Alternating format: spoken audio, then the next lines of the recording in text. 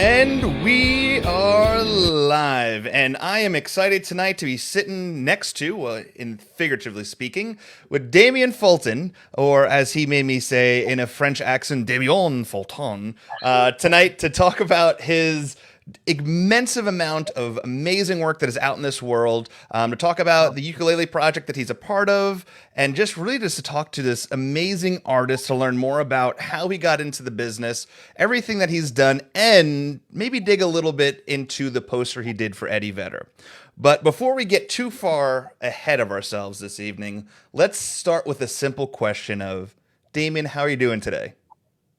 Man, I'm doing great after that build up. I'd like to have that pre-recorded on a loop that I can listen to daily. I think we can make that happen. I'll talk to my sound guy. We'll get it going. Very cool. um, Well, good to be here. and you're on the West Coast, right? I am. I'm in Los Angeles, just outside of Los Angeles, some little community called El Segundo. You're close to the beach, aren't you? It's a great place to live. I can only imagine. Now, so I found out about you, like I told you, based off when you did the Eddie Vedder print in Buenos Aires. I'm gonna start saying things terribly wrong. Years ago, and then I just went down this rabbit hole of following your art and falling in love with that, like that very surreal, abstract work that you do, Yeah. like this, with the way it comes together. And I also love the fact that you use so many different um, types of like elements to paint on. You're not just a canvas guy; like you use different things, and I've always appreciated that because it shows like coming out of your, like I don't know, just a comfort zone a little bit. It makes you, test you a little bit, and I really dig that. So, you're a young guy. You've been doing this for a little bit. When did you get? What got you into being an artist? Oh man, it would start. It started when my parents noticed that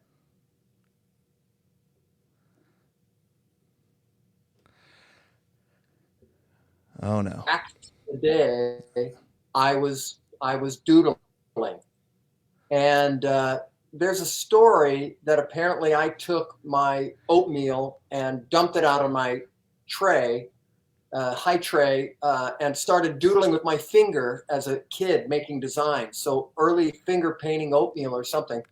And so before I was aware, I guess I was interested in doodling and creating imagery. So, and then pretty soon you realize you get a bunch of attaboys when you can draw monsters and dragsters and motorcycles and surfboards, and you can also share your talent. Like I could make a dime a wave when I used to draw pictures for kids, and they'd pay me a dime or a dollar a T-shirt, a felt pen T-shirt for the bottom of a skateboard. So I really was kind of a commercial artist from the time I was in grade school. It wasn't that I wasn't inspiring to be a fine artist. I really couldn't name any fine artists back then except for dead ones, maybe Norman Rockwell. But yeah, that's just it's so interesting that you say that because or to ask that. I've been asked that a lot, but ultimately it's almost like that's all I it's always been what I do, and I so take it for granted that um, it's it I get in a bunch of people amongst a bunch of people, and I don't ever say, "Oh, I'm the drawer, I'm the artist" out of the group. It's just we're a group of people. That's just one thing I do. But yes, been doing it from as long as I can remember. I've interviewed a lot of artists on the show. Actually, you are the last artist I'm interviewing before our 1 year anniversary tomorrow of the show. And Congrats. thank you. Well, I've been doing shows for about 3 years, but Touring Fan Live year anniversary tomorrow. But in all of the interviews I've ever done, I've never heard of someone starting so young and also hustling at school, making money off the artwork at such a young age. That is extremely impressive. I got to tell you something. It was so great being young, and you'd get a knock on you'd be in class, and all of a sudden a teacher would come to an administrator and say, hey, can we take Damian? We need to have a banner drawn, or can we talk to him about this poster or flyer or yearbook cover or whatever it was? And I'd get out of class and go do that. And it was a perk, right? So, Yeah. yeah, I was really fortunate in that uh, I was recognized and I had a skill that I could monetize early on, and I haven't really thought about it that much, but yeah, now that you mention it, oh gosh, here's a great one is Halloween. If you know, if you understand drawing and painting, shading, contrast lighting, you can apply those things to makeup. Yeah. And my aunt was a Hollywood actress, and when I was a kid, I'd go visit her in the summer times. I grew up in Orange County, but I'd go out to Hollywood and visit her, and she knew I was fascinated with old monsters, and she got me this incredible makeup kit of Hollywood level makeup. And this is before the Halloween aisle exploded in your local convenience store where you can get any kind of makeup you want. Back then, the only way you got makeup was you had to go to Hollywood. Okay. And stuff like mortician's wax and nose putty and Wow. spirit gum. You just couldn't buy it off the shelf back in the day when I was a kid. So, but when it came to Halloween, I would start, and I think it was $1 a makeup job, $5 if I used prosthetics, and I would just have a line of kids, and they'd come in, and I'd do their makeup, and I do a werewolf, I do a Quasimodo, I would do a skull face, and it would just crank out. And I would usually be the guy that just put on a hat and a mustache, because we had to trick or treat too. But yeah, it's funny. I hadn't thought about that. I was definitely a hustler, not out of money, but out of need to supply that discipline to the neighborhood kids. That is such a fantastic story, and the fact that your love came from like the old Hollywood era monsters, which are some of my favorites. Like I love old like Creature from Black Lagoon or the original Frankenstein or even like the Munsters. Like those. There's just something so magnificent about that. Back in the day, had the Munsters weren't a scary thing, but it was amazing because it was it touched the heart of kids that were into like monster films and stuff. But like those. Oh man, you'd crack up. I actually, as a kid, I got a old Brownie movie camera, and I made monster movies like uh, the Frankenstein monster, In Pursuit of Dracula, the Test Tube Monster.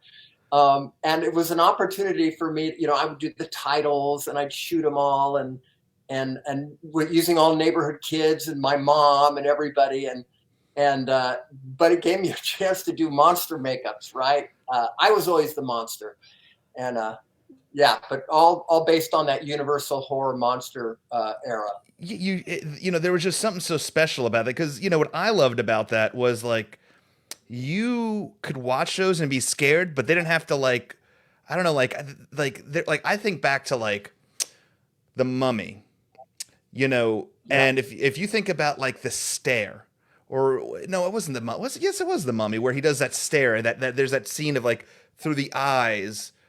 Or maybe it was I don't know. There's definitely something about like just the cinematography and the ability of how it was built. Then there was just something special about it. There's just now it's just so much. It's crazy. It's absolutely crazy. Yeah, funny that you mentioned the Munsters because I don't think you were even born when they came out. But the No. when I was a little kid, the TV was new, relatively new, and they were dying for content. And one of the things that was at their reserve was old movies. Hmm. And so you'd get the TV guide. They used to get it in a paper form, Yep. and the guide would list movies. And if you saw the word melodrama after, they didn't use the word horror, they used the Yep. word melodrama. That meant there was probably a monster in it. Mm. And so the Universal monsters in the early '60s were huge, and they made model kits, and there was magazines. It was because they were flooding the airways, and they felt so counterculture. And when you're a little kid, you know, they ruled, right? Yeah. Because they could do whatever they wanted in a world when you couldn't do anything. They were I don't know, they were sort of heroic for me. Yeah, yeah, totally dug monster flicks. Amazing stuff. So you go through hustling in school, hustling in art, becoming rich off of kids' lunch money, which I dig. I dig very much so. Did you go to college I to did. further? Okay, so and where'd you end up going? I went to Cal State Fullerton really to because back then I just broken record back then when I was in but no uh, we didn't have the luxury today. There's so many counselors and services that help direct parents and their kids to get. I used them to help get my kids into college. But back then it was pretty much I was the kid who could draw pretty well in high school. That was my reputation. So I think everybody just assumed because I was an accomplished artist by that time that I must somehow be equally equipped to choose a college, which was ridiculous because I was drawing dragsters and girls and teenage stuff. And so I went to Cal State Fullerton because a buddy of mine was on the volleyball team. I played beach volleyball and indoor volleyball, and he said, "Hey, we need a middle blocker." I'd heard that Cal State Fullerton had a decent art department, and that's how I went there, really. And I'm kind of thankful because I was so immature. Had I gone to Art Center or Otis or Cal Arts or somebody, I would have just bombed. And it was probably better for me. Oh, kind of interesting too is I go to school. And the first year, they don't allow any representational drawing. It's all theory, art history, 2D design, 3D design. No one knew I could draw. I went from a school where I was most talented or whatever the Title was yeah. accolade is. Yeah. And I go to school and nobody knows I can draw. And I go into these critiques and there's all these people, highfalutin, older, classmates who are, you have to defend your color palette and all this kind of stuff. And oh my gosh, it was so debilitating and discouraged because I couldn't draw. And then finally, there was a painting class where we were allowed to do each lesson was it was color charts. Then it was draw an abstract. Well, anybody can fake an abstract. Then it was impressionism, and most people can fake impressionism. And finally, it was surrealism. Like Salvador Dali stuff. And I loved album cover art. And used to be you get a piece of art that big. You remember how cool it is to see that. Yeah. So I was well versed in that kind of genre. And then you say, okay, surrealism. That you have to paint representational, right? And realism and photorealism combined. So nobody knew that I could draw for 3/4 of the year, and then I painted this picture in this big, huge painting in a closet, so no one could see me doing it. So that when I pulled it out, when I finally pulled it out in the critique, it blew some minds. It was pretty cool. Dude, that is awesome. It also sounds like you really live like that California lifestyle. Yeah, I played beach volleyball. I lived by the beach. I painted all this stuff. I just imagine you living, especially. I'm assuming you went to college in the '70s. Yeah, I graduated high school in 1975, so it would have been the '70s. I remember going to Cal State Fullerton, and I had. It was like I was so secluded to my area that I hadn't realized that there was a whole nother so many different groups of types of people because I've just been stuck in my little high school world. So that was interesting. Oh. Yeah. So when did you find out you were able to turn the art that you were able to create and turn it into a career setting for you? Because if you the Yeah. when I went down and looked at the history of your art and looked at the many years, especially going through your website, digging through some stuff and digging in, I mean, you have an extensive collection and catalog of artwork. Um, Mm. that is, it's like it's just it really pops, man. There's just something so special and unique about the ability of you turning things that are so unrealistic and making it feel lifelike and real, as though it's a picture in some sense. It really is magical in its own sense. When was that time that everything turned for you, that you realized, like, yeah, man, I'm an artist and this rocks? Gosh, I wish I could tell you, the light bulb went off at this one particular time, but it really was more about a steady, slow, progressive accumulation of the things that I was interested in, and trying to coalesce that into imagery that is meaningful or significant to other people, Mm. that they can look at it. I would love to tell you, like, I only paint what I feel, and I don't care about other people. That would be a lie.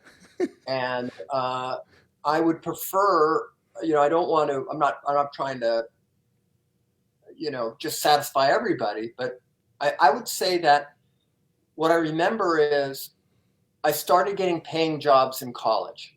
Okay.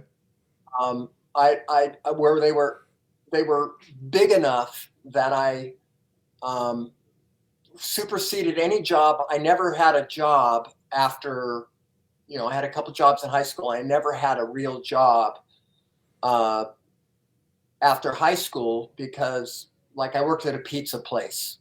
And I got that job because I drew the cover of the pizza box, a bunch of politically incorrect Italians around a giant pizza or something. And um, and so the guy gave me a job. I said, yeah, I can use a job. And I was fired in 1 week for not cutting my hair and also using twice as much cheese on a Friday night. Um, Oh, geez. yeah. So then I paint van murals, for example, and I could do do you remember back in the day? Dude, There was van. oh god, you have, like, especially, like, you had that uncle that, like, had the van from when he was like 16 and kept it his entire life, and it's got, like, the man with riding a unicorn with flames at its nose with, like, the big axe over his shoulder, and he's like, and he would never give up on that. Oh, I remember those Yeah. vans. Oh yeah, yeah. I would, when during that period, I totally cheated too. I never had the correct materials. I used spray cans. I was really more, rattle can kind of approach. But yeah, so what happened was is each job kind of built a little bit, and somebody would see something, and I said yes to everything. If someone says, "Hey, can you paint a van?" I said, "Yes, I can," and I would go away and try to learn and figure it out. There was no tutorials on Google. You actually had to learn by experience and Sure. failing. And yeah, I remember one of my greatest lessons was I was in college, and I had a knack for comics and cartooning. And this, do you remember KOA campgrounds? KOA campground. Yeah, they KOA, still have them. They still have them up the road. they have campgrounds all over the place, Yeah. where, all, like you said, off major highways. Somebody called our school and said, "Hey, do you have somebody?" Asked one of the teachers, "Can somebody do cartoony style?" He goes, "Yeah, I talked to Damian.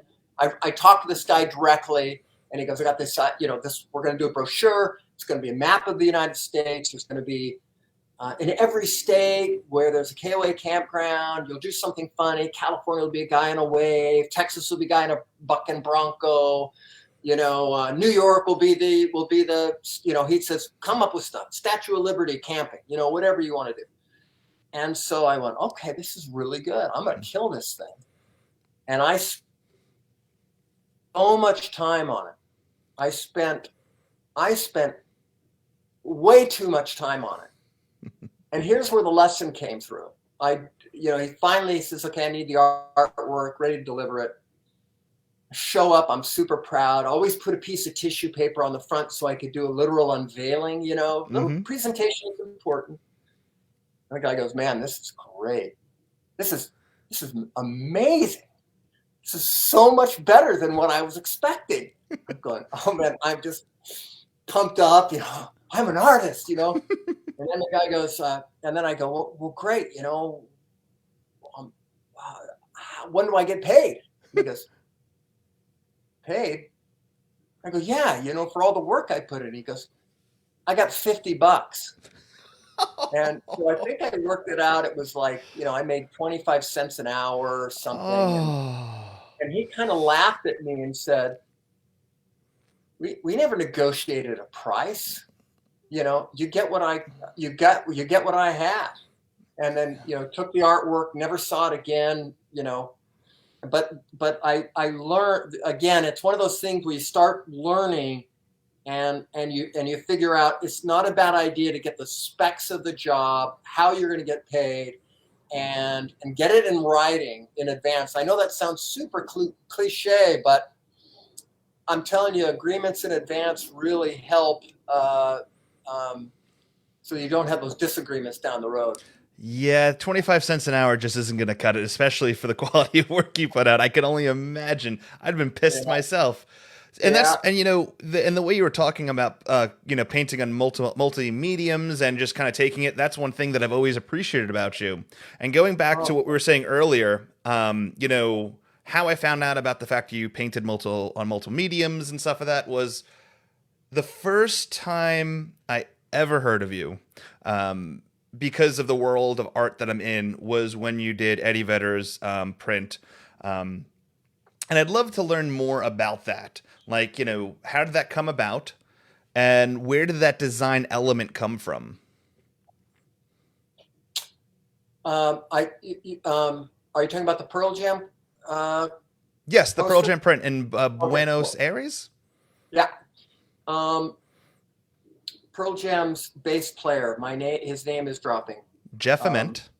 yes, big skater. Mm-hmm.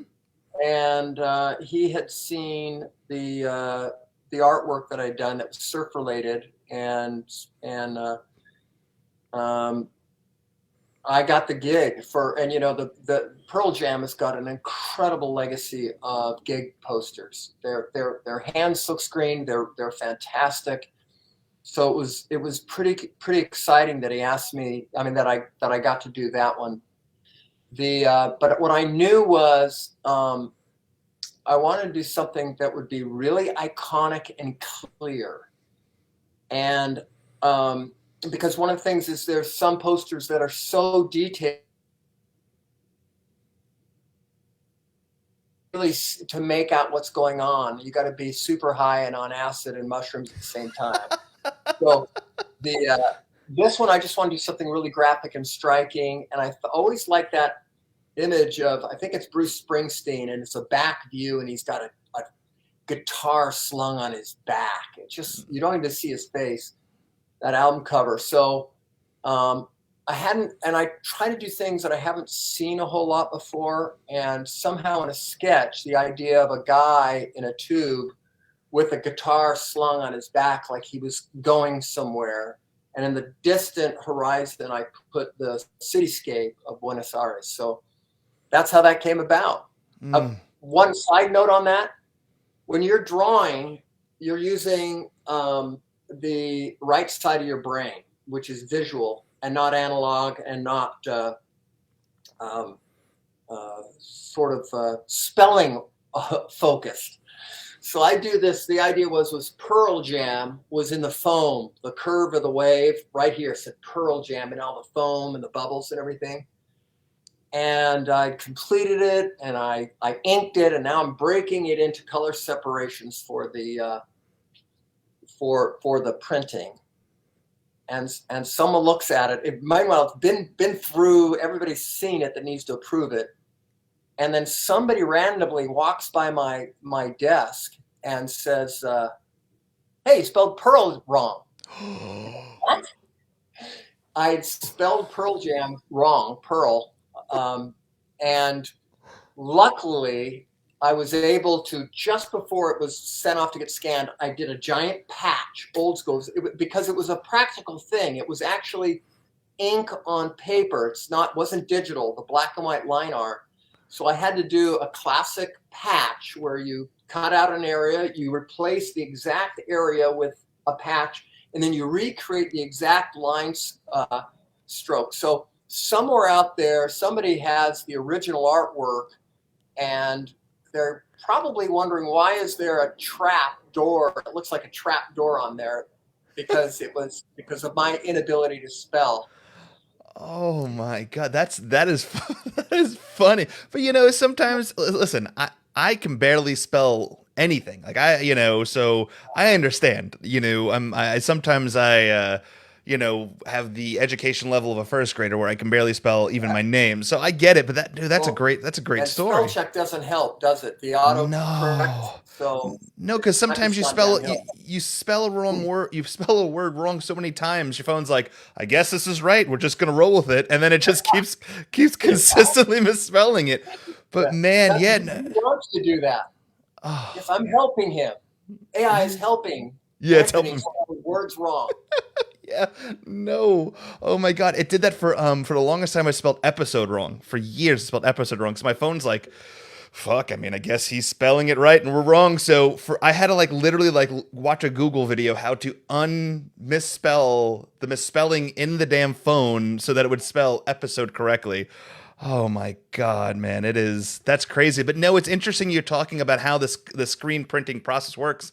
When I was in college, I did photography, and we worked, and I took a graphic design class, so we learned how to like actually screen an image, and like if you make a mistake, how you can actually like block out that area, then rescreen that area so that you can actually adjust from that piece. So I know what you're talking Yeah. about. That's pretty clever. But man, that's a that is a great story. I'm never gonna look at that poster the same way ever again. Like I'm gonna be Ah, curious. I'll be like, I kind of want the misspelled poster now, which is awesome. But you sent me some pictures of some of your artwork, and I really want to bring them up and show some people that are not familiar with anything besides some of the gig posters or the Pearl Jam print that you did. Because I will tell you, if you're watching this because of the Pearl Jam print he did, and that's why you're watching this, I'm telling you, check out Damian Fulton on Instagram and on Facebook. He has absolutely amazing artwork. We have some we're going to show here. He did one piece, which we'll talk about in a little bit, that I just need over my couch upstairs, and my wife is going to have to deal with it. But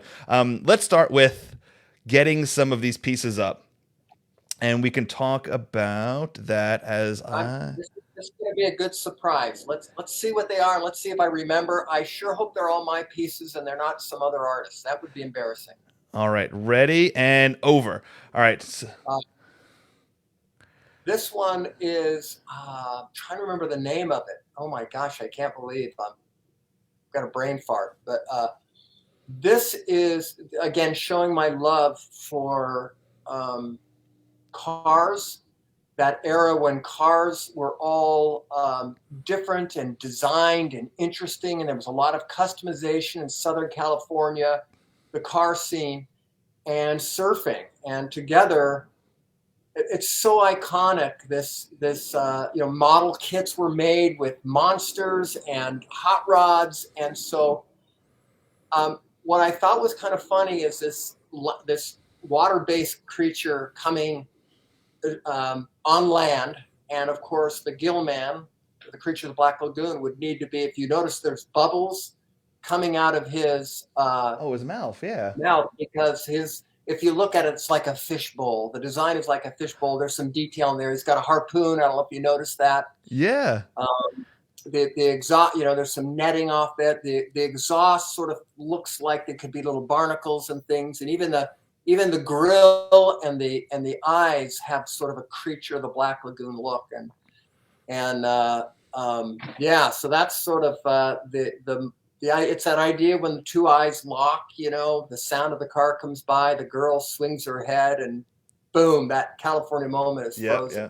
Now, when I look at a piece like this, I'm expecting this probably took an extensive amount of time. What do you expected? What do you, based off what you remember doing this piece, how many hours do you think are involved in the painting?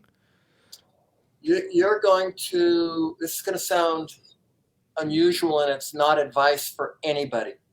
Okay. Um, I have this, I did this probably in my 50s, and I have been drawing for so long that I normally would spend a lot of time figuring out the composition to work out the angles and the body position and the lighting. And I do these sketches, and sometimes I'll do value sketches. But I'm a dad of four. My life is full. I have all kinds of other projects going on. And a lot of times what I do now, again, it just takes a long time to develop, but I paint a lot of the paintings in advance in my head when I go to sleep. So when I'm laying down, I can do compositions and figure out space relationship, and I can kind of move the camera and figure out the perspective, and then I can vet it in my head, so that when it comes time to actually lay the painting out and to draw it, I've already done a lot of the gymnastics that I would normally have done on a piece of paper. And I don't recommend it. I love that idea, but it is a way to progress the idea without sitting down and doing the work, which sounds like the think method in the Music Man, where he just teaches the town kids how to play their.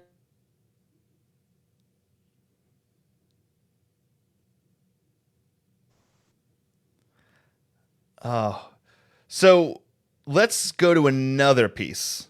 I have a good one right here. This one I love. This to me screams California.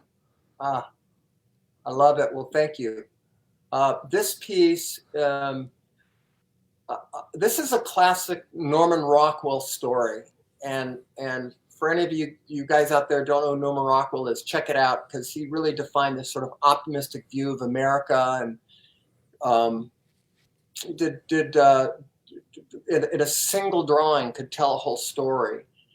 And there's something quintessential, like you said, about this a father or an elder and a young person, and this sort of jaded juxtaposition of his attitude. He's done this a billion times, with the excitement that a new surfer or somebody who's getting into the sport, that stoke we call it, you would feel. So and there's all kinds of subtext in this, that there is the if you look in the reflection of the car, you see, you have to look pretty close, but there are actually the pumping machines that I grew up near in Southern California, that the oil extraction machines that go up and down, and helicopters and palm trees and that sort of thing.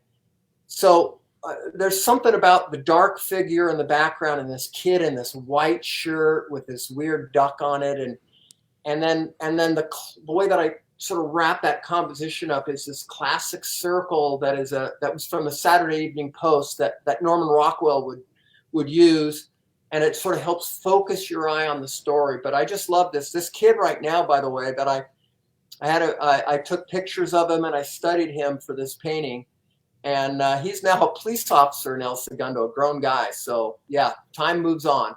Now, when you do a painting like this, is this just a one-off? Like you're painting this. This is a canvas painted that it's sold, or is this something that you make prints of as well?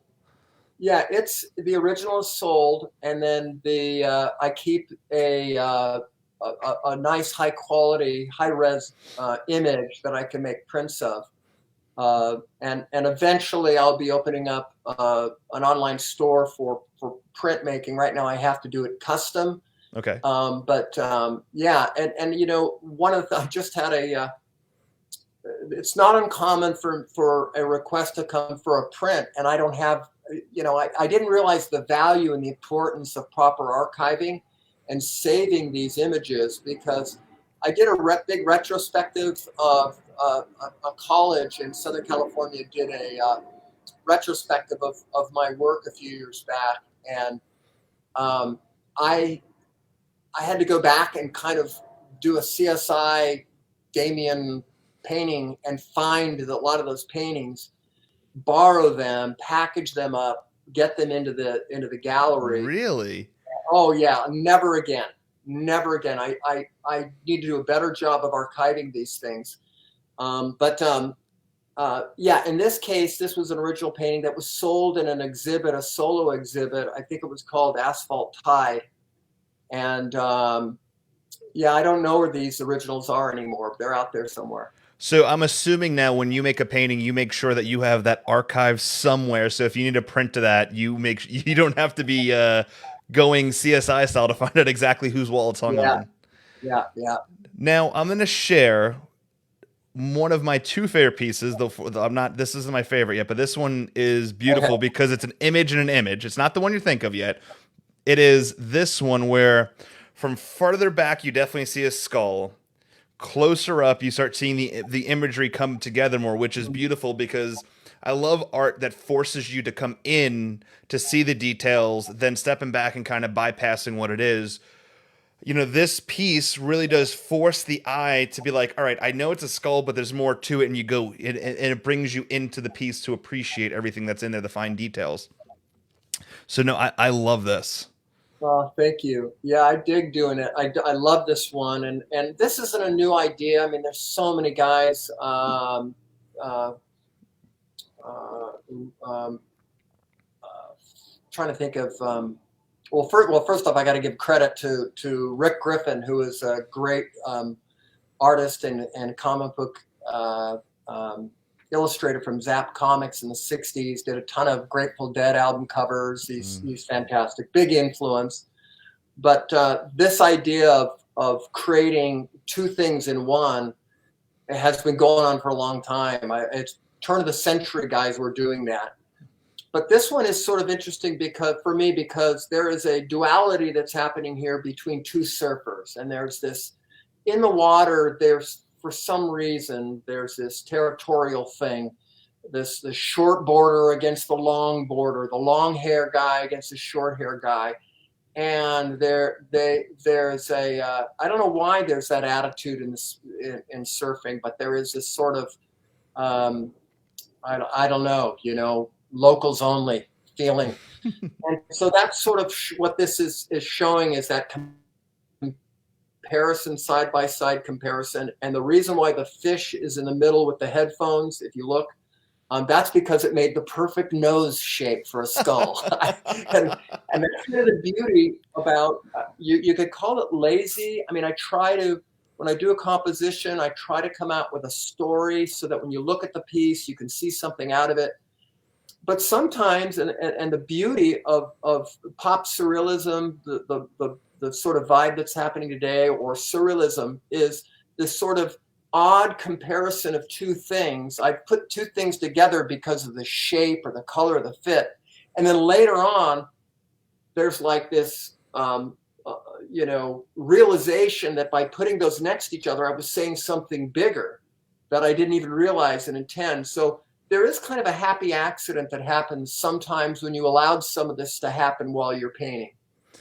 Yeah, the first thing it reminded me of. So I'm a big Mad Magazine guy. Like I still get it monthly. Or it's every 3 months or 2 or 3 months now. But like Yeah. I love that back cover where it was like a bunch of images to make one, then you got to fold it together. And no, I really dig that whole that's a beautiful piece.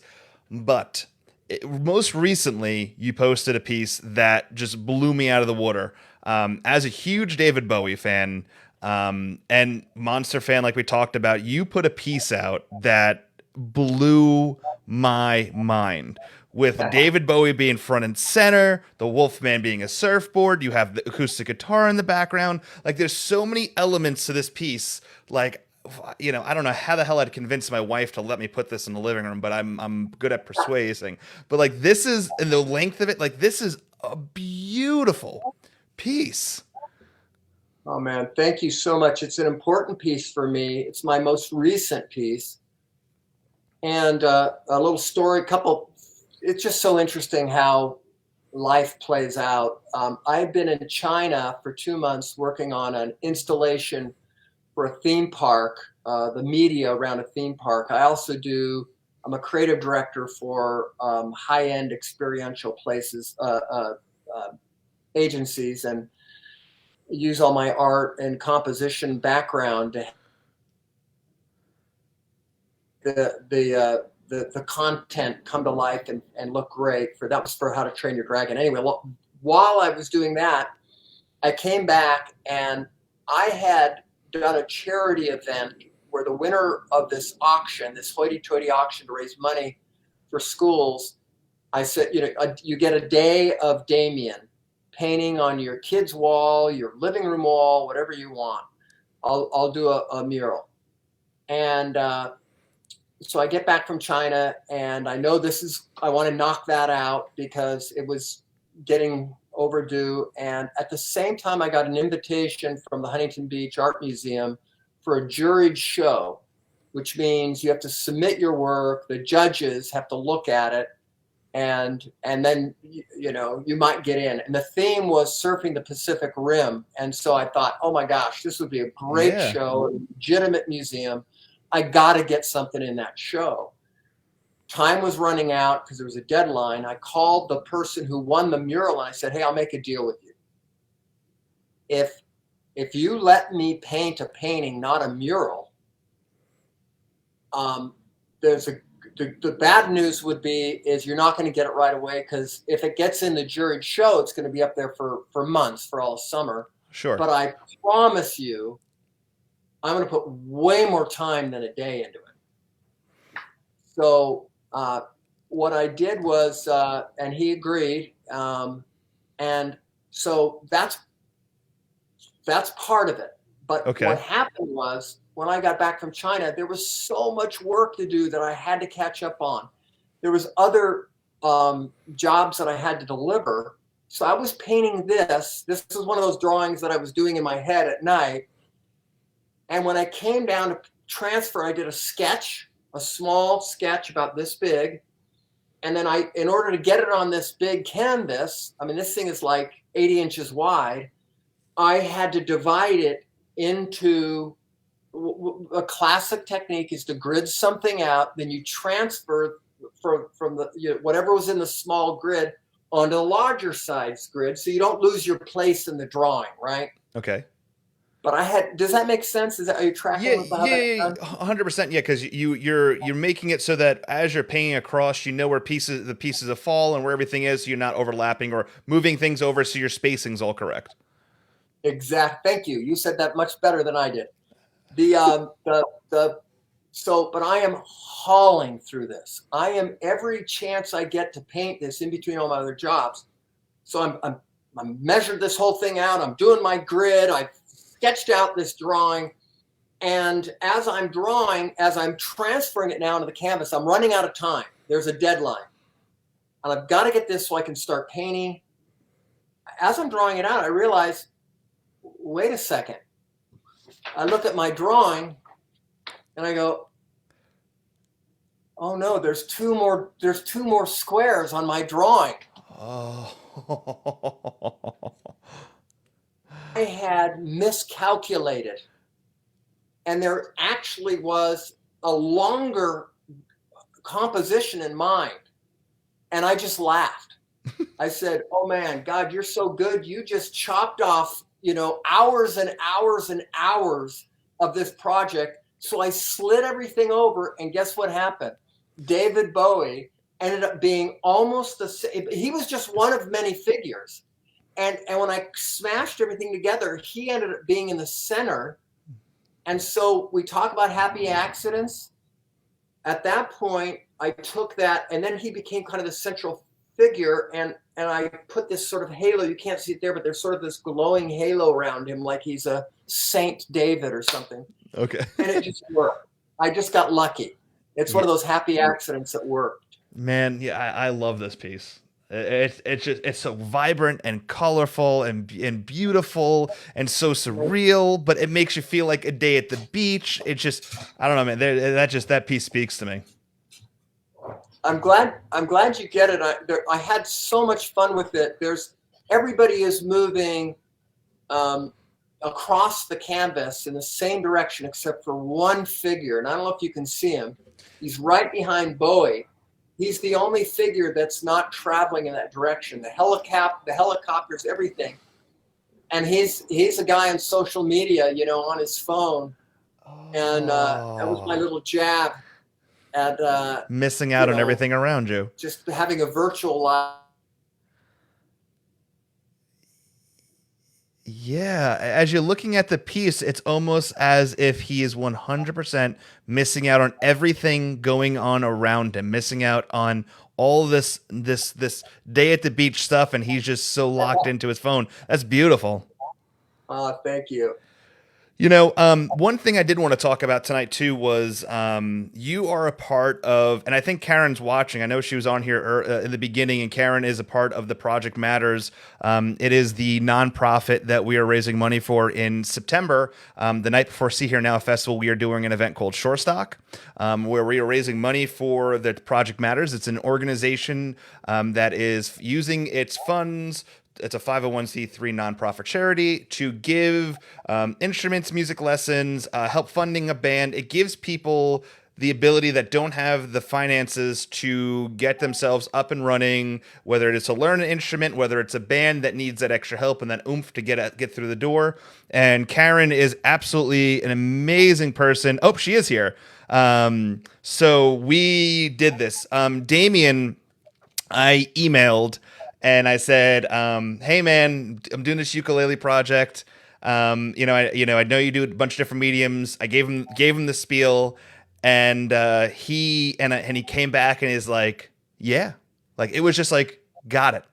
And I remember I was sitting next to my wife and I'm like, first of all, it felt unreal to me that we have all these talented artists being a part of this project because all of the money we raise on the auction of these ukuleles is 100% going to the Project Matters so that she can continue her efforts to give money to where it goes. Those auctions will be starting in the middle or end of April. More information to be coming out as we get images. We're actually going to be showing the first ukulele this week that we got back. So I'm excited about that. But Damian, I can't thank you enough for being a part of this project. I cannot wait to see what you're going to do with this. So it's exciting. Well, thank you for asking me, and I just love music. I'm really appreciative, and I want to give back. I've been really fortunate. Hi, Karen, and that's one thing that as I'm kind of going into the autumn of my years here, I really want to give back. I really want to do the kind of things that to use what I've developed to help others, and trying to choose wisely because there's a lot of need Sure. but gosh, music, ukuleles, I can see the connection. I have no idea what I'm going to do. I think I texted you and I said, hey, can I take the strings off? Because I kind of want it to be immersive. But yeah, I'm really interested. I don't know. I don't know. And now you're getting my brain, the wheels are going, but I hope that it raises some money, and does some good. Listen, I think first of all, we have an amazing list of artists that are a part of this. And you're definitely on that list of amazing, everyone is on this list that is amazing artists doing this. I was blown away by, I don't know if you're familiar with John Gloom, but he did the first ukulele. We've seen it and I'll text you a picture later Oh, on so you can great. see it. But like it's just amazing what people are doing with it. I think it's gonna be exciting. I've saved money to purchase one ukulele, and I had one artist in mind, and then I started hearing the ideas of all these other artists, and I'm like, all right, well, I'm either gonna go broke, or I'm gonna have to. My wife's just gonna have to like help me pick one. But yeah, it's exciting. It's gonna be exciting for people to purchase these and help such a great organization in the Project Matters.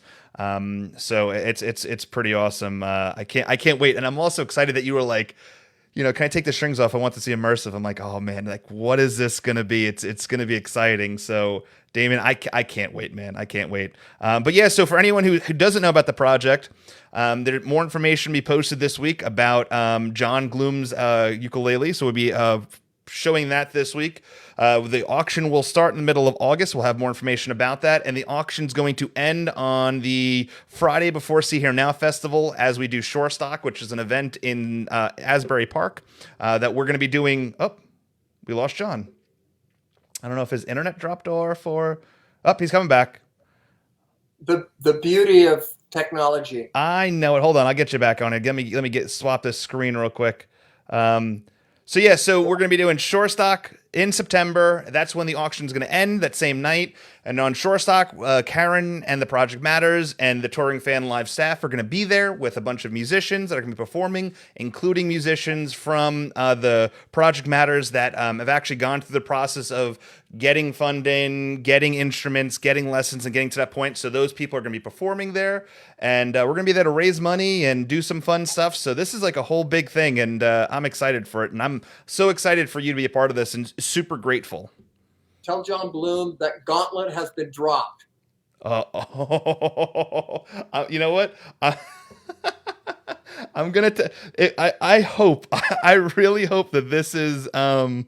Man, this is going to be interesting. It's going to be the artist of artists going after each other for the thing. But yeah, listen, I love it. Yeah, that's right. It gives us something to strive. We don't want to phone it in. Yeah, well, I'm texting you the picture right now. So it's on Instagram. So I want you to look at that. And yeah, and Hold on a second. I'm looking at it live. I'm gonna. Oh no, he froze a little bit. Hold on, don't give me your reaction yet. Looking. You got it? It's very well crafted. It's beautiful.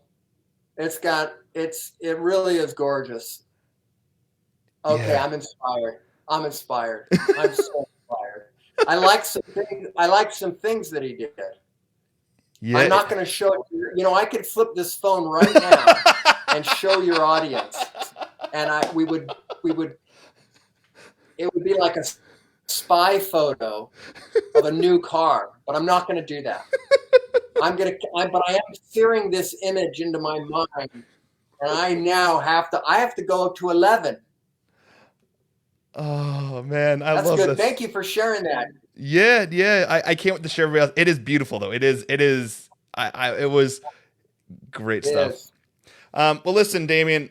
First of all, I can't thank you so much for coming on tonight. Once again, if this is the first time you've heard about Damian Fulton, definitely check him out. Instagram, Facebook, give him a like, buy some stuff for him. Continue to support the art because people like him that are donating their time for organizations like the Project Matters and all this stuff is absolutely amazing. So I appreciate that. So definitely check him out there. For all information about the Touring Fan Live, you can go to www.thetouringfanlive.com. And if you're tuning in and it's kind of late into the interview, you want to hear more, hear back about the story about how Damian misspelled Pearl Jam, which is a great story.